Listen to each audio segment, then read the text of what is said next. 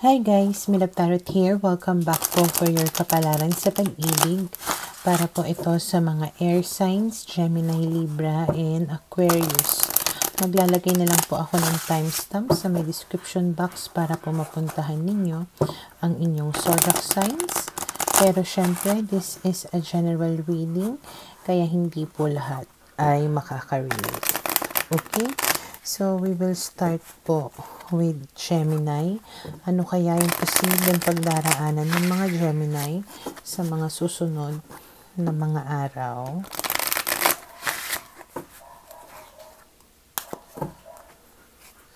Okay, we have here the Four of Swords, the Chariot, the World card, and the Three of Cups. Okay. So, base sa mga barahan na to, yung iba sa inyo, lalong-lalo na kung may plano kayo na mag-travel or mag-move, ganyan, lumipat ng bahay or magbakasyon, there's a chance na mangyayari yun. And then, habang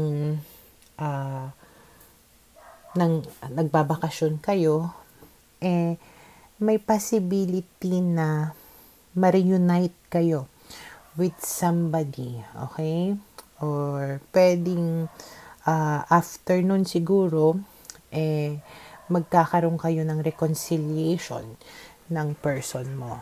Ngayon naman, kung halimbawa na hindi naman kayo mag-a-abroad or lilipat or magbabakasyon, pwedeng ang ibig sabihin nito, habang nagre-relax kayo, habang parang finally umuusad, may nangyayari na magaganda sa buhay mo, na pwedeng may mga bago kang tinatahak na landas, saka ngayon na may a-appear or makikipagbalikan, makikipagbati sa inyo. Okay? And then we have here the Seven of Wands, the Ten of Wands, the King of Wands, and the Star. Malaki yung chance na yung tao na ito ay fire sign, Aries, Leo, Sagittarius. Okay? So, medyo magmamatigas ka kapag nakipag-ayos siya sa'yo. Okay? Kasi siguro parang ang dami mong naging problema or ang dami yung naging problema before, or pwedeng may mga responsibilities ka na parang kailangan mo munang asikasuhin bago ka makipag-ayos sa kanya.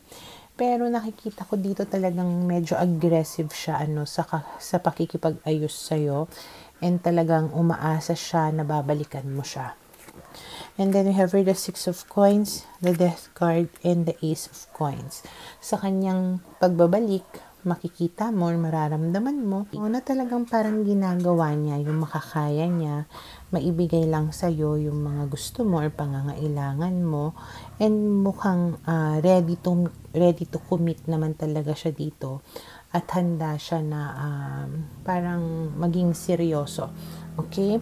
And then we have here the Four of Wands and the Five of Swords. So, medyo nahihirapan ka here na maniwala na talagang gusto niya na talagang seryosohan sa'yo. Kasi nga may history siya na nagsinungaling siya sa'yo, and parang natatakot ka dito na masaktan muli. Okay? And then we have here the Eight of Swords. At dahil dyan, you will feel helpless, na yung hindi mo alam kung ano yung gagawin mo. Kasi there is this part of you na gusto mo pa rin. Pero syempre, ayaw mo na masaktan muli. Kaya, ayun, hindi mo alam kung ano yung gagawin mo. Okay? So, for now, ito'y nakikita ko na posibleng mangyari sa mga Gemini.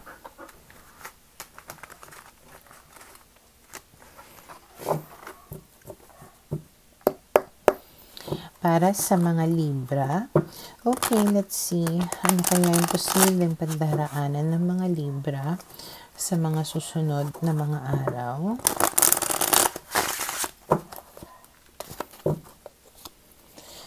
We have here the Hangman, the Five of Swords, the Two of Wands, and the Hierophant. Okay, so mukhang sa mga susunod na mga araw, wala naman masyadong mga pagbabago or ganap na mangyayari. Okay, parang status ko. Paano ba? Pero nakikita ko dito na umaasa ka somehow na in the future, magkaka-love life ka pa rin, or you will be committed or basta ikasal, be in a relationship someday. Pero sa ngayon siguro, lalo na kung single ka nga, mukhang wala pa naganap, or hindi pa ngayon yung tamang panahon para ikaw ay to be in a committed relationship. Okay? Ang nakikita ko lang din dito is yung struggle mo to stay away or walk away from someone na naging dishonest sa'yo. And then we have here the Wheel of Fortune, the Sun, the King of Cups, and the Ten of Coins. So, ang sinasabi dito ng mga cards is binibigyan ka dito ng assurance na huwag kang mag-alala.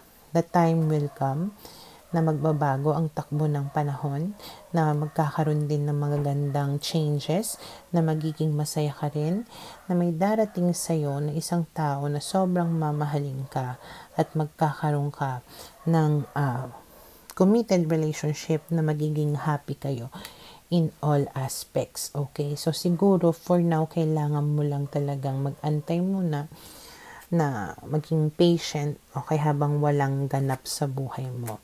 And then we have the Six of Coins, the Seven of Coins, the Six of Cups, Seven of Coins, and the Knight of Coins. Okay, so ang sinasabi dito, mabagal yung dating talaga, yung kilos nitong tao na to na siseryoso or magko-commit sa'yo.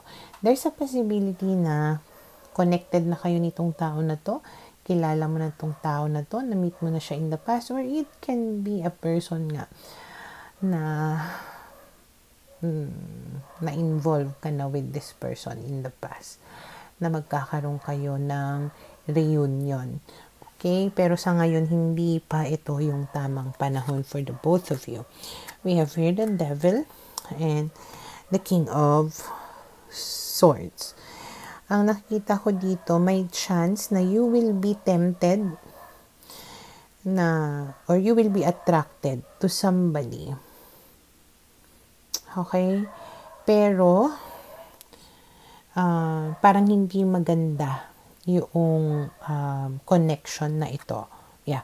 So, kaya ang sinasabi dito, parang you need to walk away from this person na alam mo na hindi magiging maganda yung epekto sa'yo. Parang for the meantime, wag ka munang matempt sa kung sino-sino. Antayin mo kumbaga yung tamang tao na para sa'yo. Okay? So for now, ito yung nakikita ko na posibleng mangyari sa mga Libra. Para sa mga Aquarius, okay, let's see, ano kayang posibleng pagdaraanan ng mga Aquarius sa mga susunod na mga araw.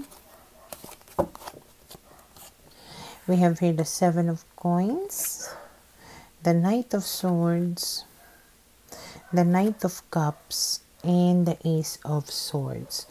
Okay, so base sa mga barahan na to, mukhang magkakaroon ng magandang bunga ang iyong pag-aantay, na merong tao na darating sa iyo or manunumbalik sa iyo na makikipag-usap, makikipaglinawan with you.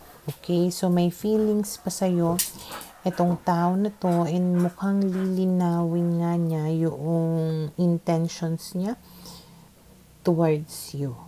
Okay, and then we have here the Four of Coins, the Four of Wands, the Eight of Swords, and the Ten of Wands. Okay, so marami kayong naging problema nitong tao na ito, na kaya nga sa pagbabalik niya ay lilinawin niya sa'yo or aayusin niya sa'yo yung mga problema na ito. Okay? Pero nakikita ko is nahihirapan ka to deal with this person because you still feel hurt about a lot of things na nangyari between the two of you. Okay, may mga bagay ka na hindi pa rin ma-let go. Pero, inantay mo naman na bumalik sa'yo tong tao na to. Inintay mo naman na makipag-ayos sa'yo. So, hindi ko alam kung bakit you are still feeling helpless about the situation. Okay? And then we have here the devil, the moon, and the 9 of coins. Kasi, oo nga, lilinawin niya sa'yo yung mga bagay-bagay, yung mga problema pwedeng ayusin, but it might not turn out the way that you expect it to be. Okay? Parang,